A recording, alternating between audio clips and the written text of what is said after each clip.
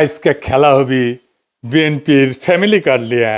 BNP যে কি পরিমাণে বেকুবের দল হয়েছে তা আজকে আমরা মজা নিয়ে দেখবো। হাঙ্কেরও তো পপকর্ন কেনার পয়সা নাই, মুড়ির টিন নিয়ে বসেন, যান যান যান তাড়াতাড়ি নিয়ে আসেন। বিএনপিরা বাম্বু খাইতে দেখলে তো আমার ক্ষুদ্র ভ্রাতার ভগিনীদের কারো কারো ব্যাপক মজা লাগে, তাই করে মজা আজকে ডাবল করে দেবো। আসেন আগে দেখে নি ফ্যামিলি কার্ডে কি কি দিবি বিএনপি। তারেক রহমান 2024-এর সেপ্টেম্বরে বলছিলেন ফ্যামিলি কার্ডের কথা। সেখানে বলছিলেন এই কার্ড যাদের হাতে থাকবে তাদের প্রত্যেককে মাসে মাসে খাবার আইটেম দেওয়া হবে। দেখেন, পরে দেখা গেল হয় টাকা অথবা খাবার দেওয়া হবে, যার যেটা প্রয়োজন। এই প্রসঙ্গে আমরা পরে আসিচ্ছি, এক এক করে আমরা দেখব।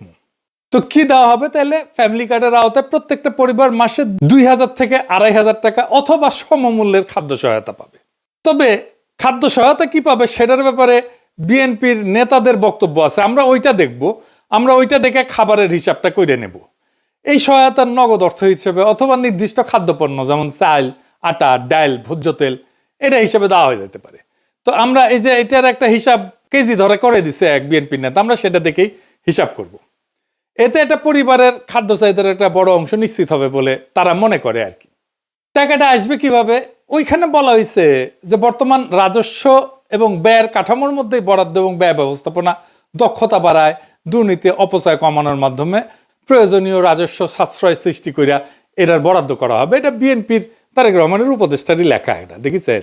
তো কাদের দেওয়া হবে এই ফ্যামিলি কার্ড? সবাই পাবে, এটা সার্বজনীন, মানে দেশের সবাই, এমনকি সেটা যদি প্রাইম মিনিস্টারের বউ হয় সেও পাবে।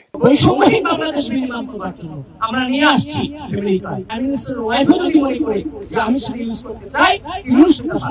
মানে কার্ড তো নারীদেরকে দেওয়া হবে, সেই জন্য বলছে যে প্রাইম মিনিস্টারের বউ যদি হয় তাহলে সেও পাবে। এই হইতেছে বিএনপির ফ্যামিলি কার্ডের মোটা দাগে প্রকল্প। এটা তাদের প্রধান নির্বাচনী ক্যাম্পেইন, মানে এটা দিয়ে তারা ইলেকশনে উতরায় যাবে বলে আশা করতেছে। আর উতরাইতে পারবে কিনা সেটা আল্লাহ জানে। যাই হোক, ওই যে জামাইকোটা বুদ্ধিজীবী বলেছিল না যে জামাতের কোনো প্ল্যান নাই, আনপ্রিপেয়ার্ড। জামায়াত ইসলাম যদি সরকারে আসে তাহলে অর্থমন্ত্রী কি হবে? আপনি যে কোনো জামায়াত ইসলামের লোককে জিজ্ঞেস করেন, পাবলিক ভিশন এগুলো নাই। জি, তো আসেন বিএনপির কেমন প্রিপারেশন নিচ্ছে সেটা দেখি। আগের এপিসোডে দেখেছেন তো বিএনপির স্বাস্থ্য নিয়ে যে পরিকল্পনা, সেটা জয় বাংলা করা হয়েছে। একে একে সব পরিকল্পনা জয় বাংলা করে দেওয়া হবে, চিন্তা করেন না। আসেন একে একে শুরু করি ভালচুন বিএনপির ফ্যামিলি কার্ডের ধাপ্পাবাজি। রাষ্ট্রের কাজ ভিক্ষা দেওয়া না, রাষ্ট্রের কাজ দয়া দেখানো না। রাষ্ট্রের কাজ হইল যারা পড়ে যাইতেছে, পিছায় পড়তেছে, যারা সুবিধা বঞ্চিত, যারা দুর্বল, তাদেরকে টেনে ধরা, তাদেরকে বাঁচানো। এটার নামই হইতেছে সামাজিক সুরক্ষা বলয়, ইংরেজিত কয় সোশ্যাল সেফটি নেট। ফ্যামিলি কার্ডে বলা হয়েছে সব পরিবারকে প্রত্যেক মাসে সমান টাকা দেওয়া হবে। এখানে রাষ্ট্র ভেঙে পড়ে। রাষ্ট্র কোনো তো এটিএম মেশিন না যেখান থেকে টাকা বেরোবি। রাষ্ট্র কোনো ডিস্ট্রিবিউশন সেন্টারও না, এটা বিতরণের কাউন্টারও না। রাষ্ট্র হইল মরাল অথরিটি, নৈতিক কর্তৃত্ব। রাষ্ট্রকে সিদ্ধান্ত নিতে হয় কে সবচেয়ে বিপদে, কে আজীব ধৈর্য পড়বে, কে সবচেয়ে দুর্ভাগ্যের মধ্যে আছে, কে পিছায় পড়ছে, কাকে না ধরলে সমাজ ভেঙে যাবে, কাকে না বাঁচাইলে চলবে না। ফ্যামিলি কার্ড বলে এই বিচার আমি করব না, সবাইকে সমান দিতে হবে সমাজতন্ত্র। এইটা হইতেছে পলিসি ফেলিয়ার, মরাল কোলাপস, নৈতিক পতন। এই যে সামাজিক সুরক্ষা বলয় বা সোশ্যাল সেফটি নেট, এটার মানেটা আসলে কি? এটার মানে হইতেছে যে নির্দিষ্ট গোষ্ঠীর জন্য সহায়তা। এটা হইতেছে যে সবচেয়ে যার বেশি প্রয়োজন সে পাবে সাহায্য। এটাকে বলে ভালনারেবল ফোকাসড পলিসি। তো ভালনারেবল কারা? যারা দরিদ্র, কর্মহীন, অসুস্থ, বয়স্ক, দুর্যোগে ক্ষতিগ্রস্ত অথবা পঙ্গু হয়েছে, আহত হয়েছে, তারা। এদের ঝুঁকি কি এক? না। তাহলে সাহায্য কেন এক? তাহলে ফ্যামিলি কার্ড কি করে? এইটা অসাম্যকে, বৈষম্যকে ঢাইকা দেয়। এটা রাষ্ট্র দায়িত্বকে হালকা কইরা দেয়। সবাইকে সমান দিলে তো শক্তরা টিকে যাবে, দুর্বলেরা চুপচাপ পড়ে যাবে। এটা হইতেছে প্রশাসনিক কাপুরুষতা। কারণ প্রশাসন বা রাষ্ট্র বা সরকার এইটা দায়িত্ব নিতে চায় না, নৈতিক কর্তৃত্বের দায়িত্ব নিতে চায় না। যে সবচেয়ে দুর্বল তাকে চিহ্নিত করে তাকে সাহায্য করতে চায় না।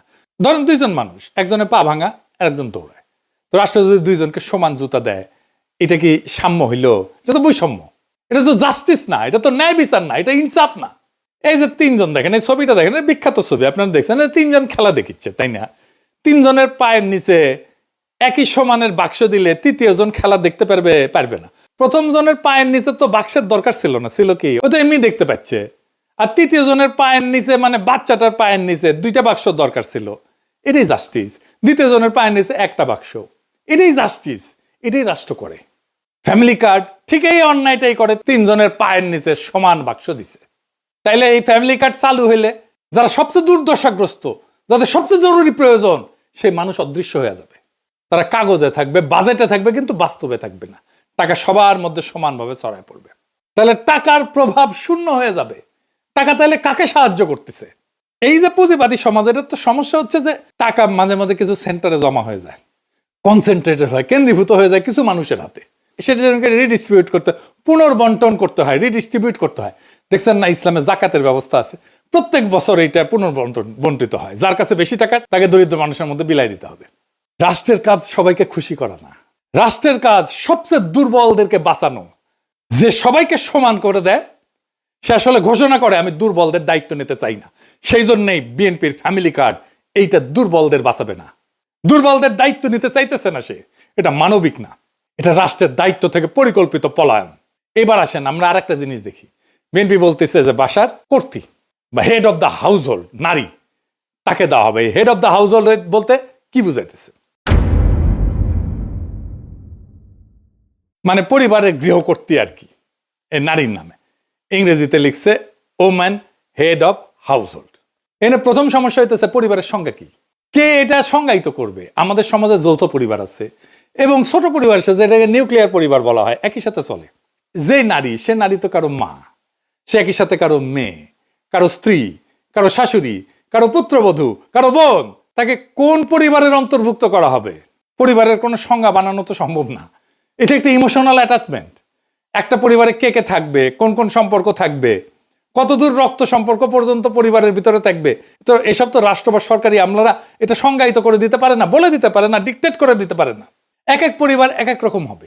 দেখবেন কোন পরিবারে শাশুড়ি আছে, কোন পরিবারে মা আছে, কোন পরিবারে ভাই আছে, কোন পরিবারে বোন আছে। এই একটা ইস্যুতে তো ব্যাপক কারচুপি, দুর্নীতি হবে। একটা পরিবারের সব মেয়ে প্রত্যেকের নিজের নামে কার্ড বানাবে, এটা হবে। আমি কয়ে দিতেছি, লিখে দিতে পারেন। বাংলাদেশে বিয়ের পর অনেকে বাপের বাড়ি বা শ্বশুর বাড়িতে থাকে, তাদেরকে কি আলাদা আলাদা পরিবার গণ্য করা হবে, নাকি একটা পরিবার গণ্য করা হবে? একটা পরিবারে এইভাবে অনেকগুলো কার্ড বানায়, সবগুলো থেকে টাকা রেশন নিজেদের অ্যাকাউন্টে পড়বে। যদি সবাইকে দেওয়া হয়, তাই তো দিতে চায় তারা সবাইকে। এবার একটা ইন্টারেস্টিং জিনিস দেখি। এই যে বলছি, যারা ভালনারেবল গ্রুপ, যাদের সবচেয়ে বেশি সাহায্য দরকার, তাদের কিন্তু অন্য সহায়তা দেওয়া হয়। সেটা কি বন্ধ করে দেওয়া হবে? বিএনপি কি সেটা বন্ধ করে দিবে? আসেন সেটা বুঝে দেখি।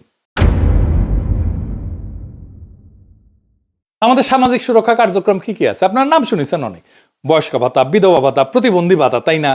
এমনকি হিজড়া জনগোষ্ঠীর জীবন মান উন্নয়ন ভাতা আছে। আমাদের একটা বিশাল খাদ্যভিত্তিক সুরক্ষা কর্মসূচি আছে, এটা সে পাশে লিখে দেন।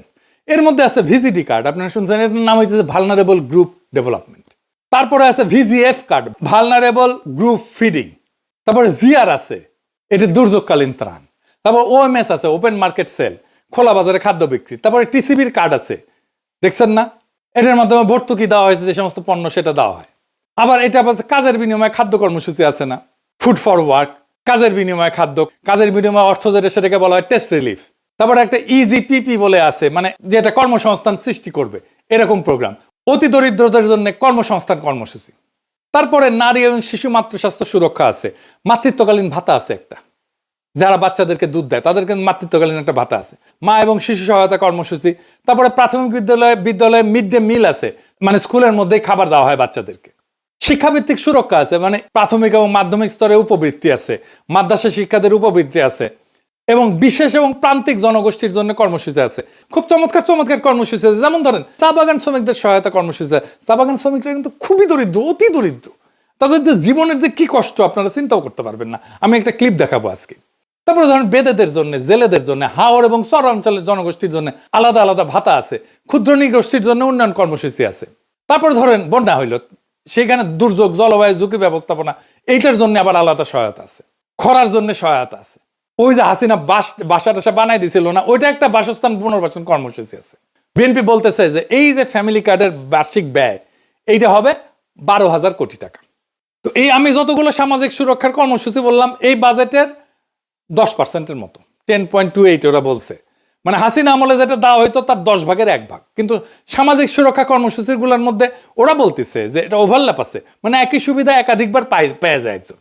সেটা কমায় বিএনপি 9,500 কোটি টাকা সাশ্রয় করবে নাকি এর মধ্যে থেকে, এবং সেই অর্থটা ফ্যামিলি কার্ড স্কিমে দেবে, বুঝছেন? এই 12,000 টাকার মধ্যে 9,500 টাকা এক্সিস্টিং যে সামাজিক সুরক্ষা আছে ওইখান থেকে বাইর করে কেটে নিয়ে ফ্যামিলি কার্ডে ঢুকাবে। মানে একটু বুঝাই দিই, এই যে দেখেন চা বাগান শ্রমিক সে একটা বিশেষ সুবিধা পায়, আগে একটু দেখায়নি, চাতে তো মজা করে খায়, চা বাগান শ্রমিকের জীবনটা কেমন, কষ্টটা কেমন দেখেন। এটা গ্রিন টি, এটা গ্রিন টি। এই পাতা আমাদের মহিলারা তুলবে। হ্যাঁ, এই পাতা 23 কেজি তুলবে না, আমার ওয়াইফ 8 ঘন্টা কাজ করে 178 টাকা পাবে। 8 ঘন্টা কাজ করার পরে 23 কেজি তোলার পরে 178 টাকা পায়। জি, আর 23 কেজি কম হলে 1 কেজি প্রতি 60 টাকা মাইনাস।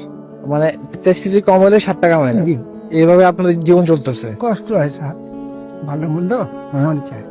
এই যে ম্যাডাম সাহেব একটা কথা বলি, কিছু মনে নিবেন না।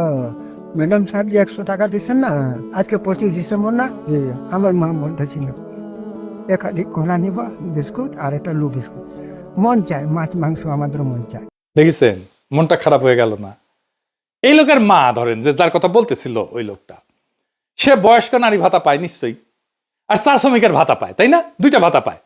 এটারে বলতেছে ওভারল্যাপ, মানে তুমি তো 2টা নিতে পারবে না, এইখানে দরিদ্র সুবিধা বঞ্চিত মানুষের টাকা সরায় না ফ্যামিলি কার্ড দিবে।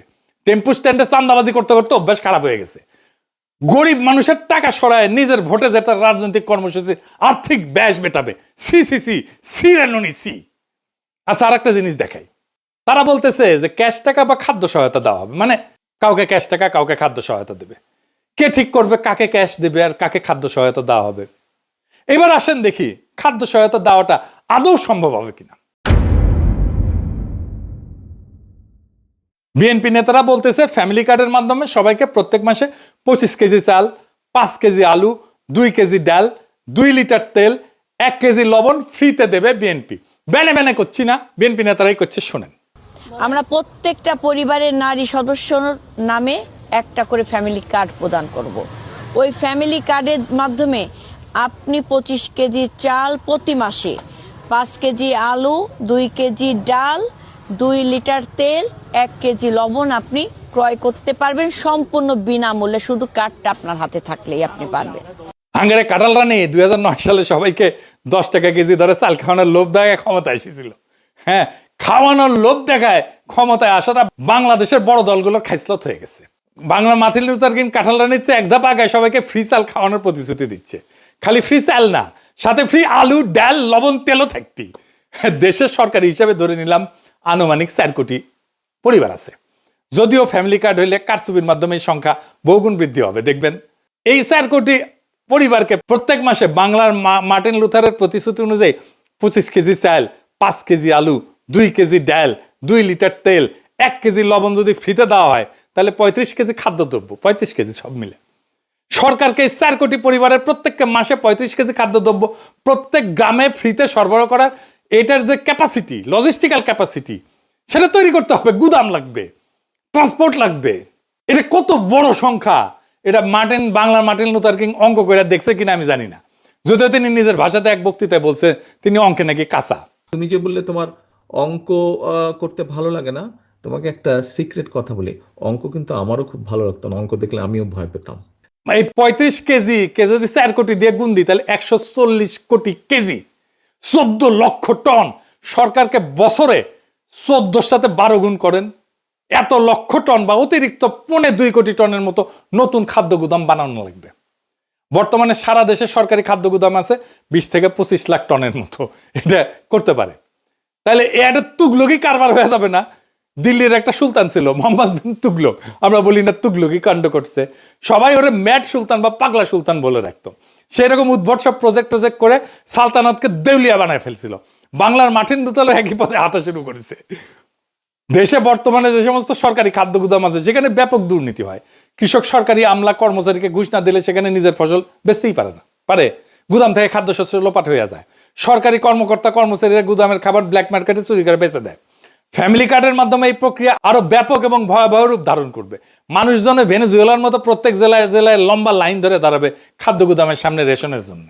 সোভিয়েত রাশিয়া এরকম লাইন ধরে ধরে রেশন দেওয়া হইতো, জানেন না তো? সোভিয়েত আমলে, সমাজতান্ত্রিক আমলে, কমিউনিস্ট আমলে, জানেন না, লাইন ধরে ধরে দেওয়া হইতো। তো ওইখানে লাইন দেখলে পাবলিক দেড়ে যেত আর কি। এইটা হবে এইখানে সরকারি আমলা যেখানে বসে বসে এক এক করে সবাইকে অল্প অল্প করে খাবার বিতরণ করবে, আর লম্বা লাইন, এই লাইন আর শেষ হবি না। সরকারি আমলারা এইসব করতে গিয়ে দুর্নীতি আর ভজঘট লাগায় খাবার শর্ট করে ফেলবে সবার জন্য।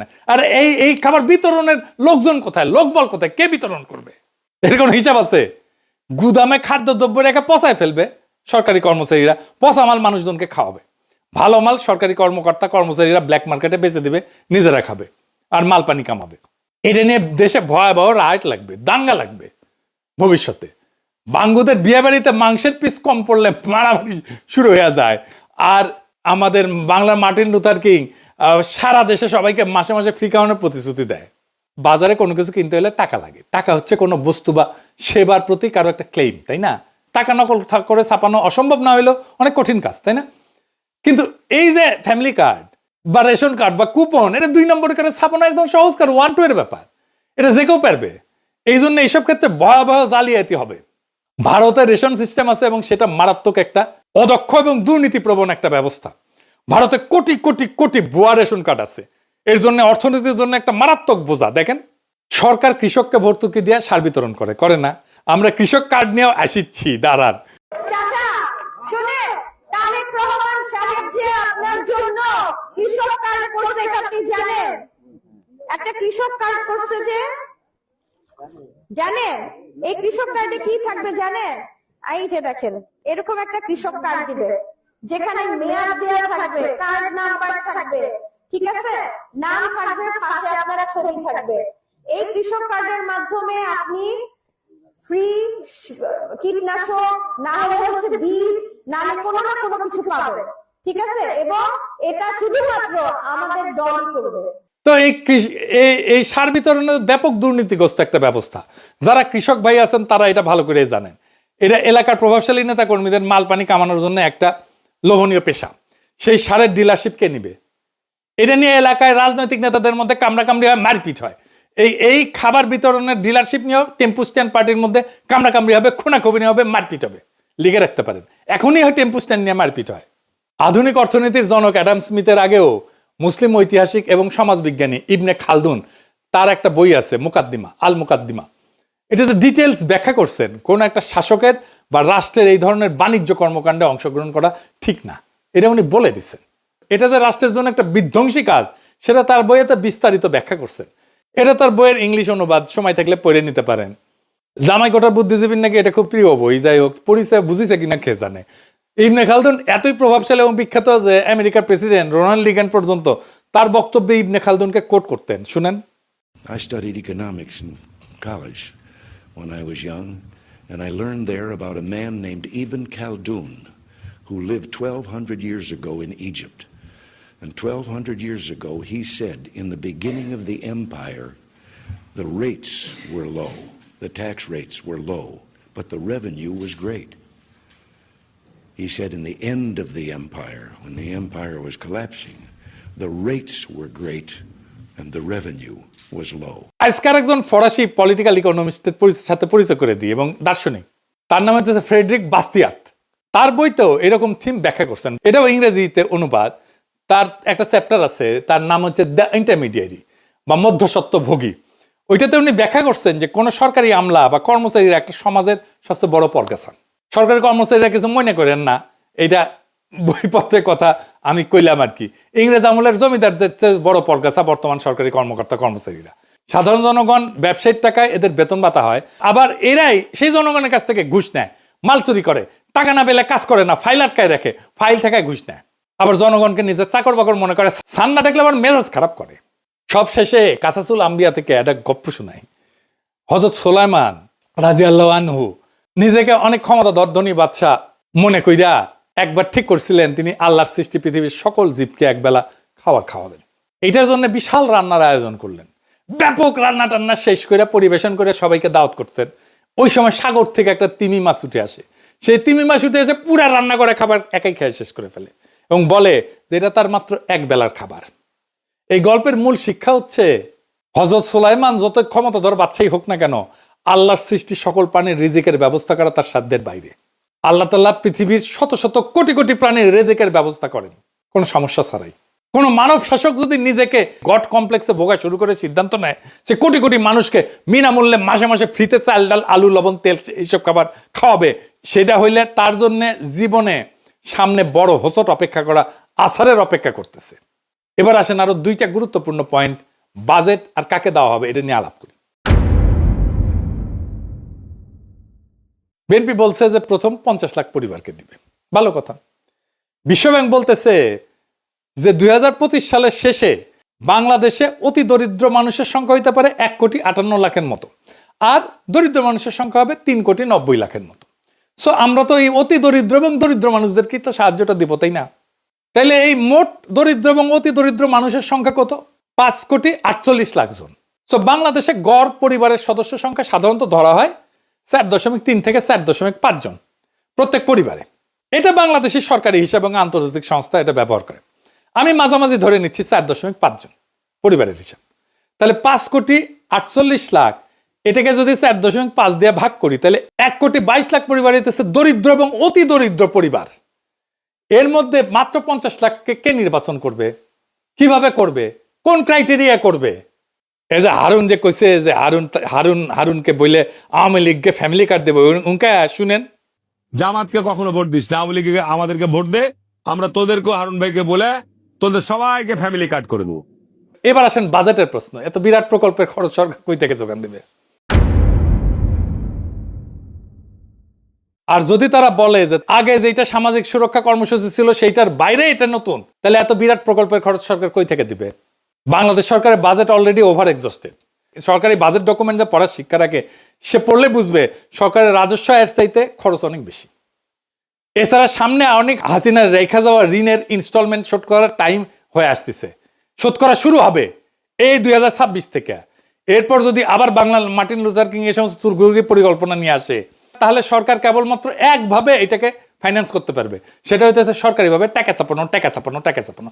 এইটা হইলে যে ভয়াবহ মুদ্রাস্ফীতি হবে, বাংলাদেশ পুরা রবার্ট মুগাবের জিম্বাবুয়েতে পরিণত হয়ে যাবে। তো বিএনপির সব কয়টা নির্বাচনী প্রতিশ্রুতির এইভাবে ফর্দাফাই করে দেওয়া হবে। ওরা জানে বাঘে ছিলে 18 গা, পুলিশে ছিলে 36 গা, আর পিনাকি ছিলে জয় বাংলা।